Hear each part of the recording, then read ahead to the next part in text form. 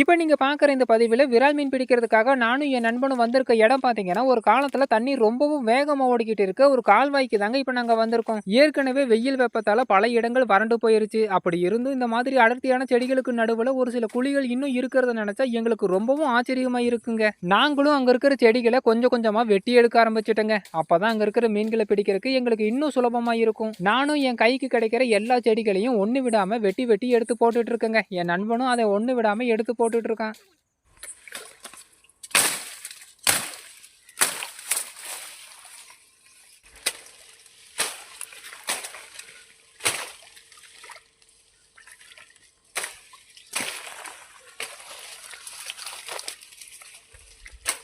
ஒரு வழியா அந்த இடத்தையெல்லாம் சுத்தம் பண்ணி முடிச்சுட்டு எங்க கையில இருக்க கொசு வலையை பயன்படுத்தி அங்க இருக்கிற மீன்களை எல்லாம் பிடிக்கலான்னு ஆரம்பிச்சுட்டேங்க. நானும் பாத்தீங்கன்னா செடிகளை வெட்டும் போதே நல்லா கவனிச்சுக்கிட்டேன். அந்த இடத்துல அந்த அளவுக்கு பெரிய மீன்கள் எதுவும் இல்லைங்க. பெரிய மீன்கள் இல்லைங்கிற ஒரு காரணத்துக்காக நாங்க அந்த இடத்த அப்படியே விட்டுட்டு வர முடியாதுங்க. ஏன்னா நாங்க அந்த இடத்த சுத்தம் பண்ணுறதுக்காக ரொம்பவும் கஷ்டப்பட்டு இருக்கோம். நாங்க நல்லா கவனிச்சு பார்த்ததுல அந்த இடத்துல சிறிய அளவுல இருக்கிற விரால் மீன் குஞ்சுகள் நிறைய இருந்தது. எனக்கு தெரிஞ்சு அதை அப்படியே விட்டுட்டா கூட இன்னும் 3 வாரத்துல அந்த இடம் மொத்தமா வறண்டு போயிரும். அதனால நம்ம பிடிக்கிற எல்லா விரால் மீன் குஞ்சுகளையும் இந்த இடத்துல இருந்து ஒரு நல்ல இடத்துல கொண்டு போய் நம்ம விட்டுறலாங்க. அது மட்டும் கிடையாது, உங்களுக்கு விரால் மீன் குஞ்சுகள் வேணும்னாலும் நீங்க கண்டிப்பா என்கிட்ட கேட்கலாம்.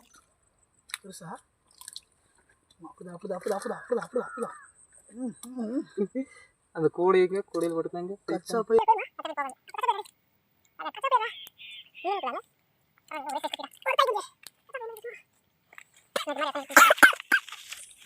அப்போ இந்த பதிவை நம்ம இதோட முடிச்சுக்கலாங்க. இந்த பதிவு உங்களுக்கு பிடிச்சிருக்கும்னு நினைக்கிறேன். பிடிச்சிருந்தா மறக்காம லைக் பண்ணிட்டு இது போல பதிவை தவறாம பார்க்க மறக்காம சப்ஸ்கிரைப் பண்ணிக்கங்க. அடுத்த ஒரு நல்ல பதிவில் நான் உங்களை சந்திக்கிறேன். நன்றி, வணக்கம்.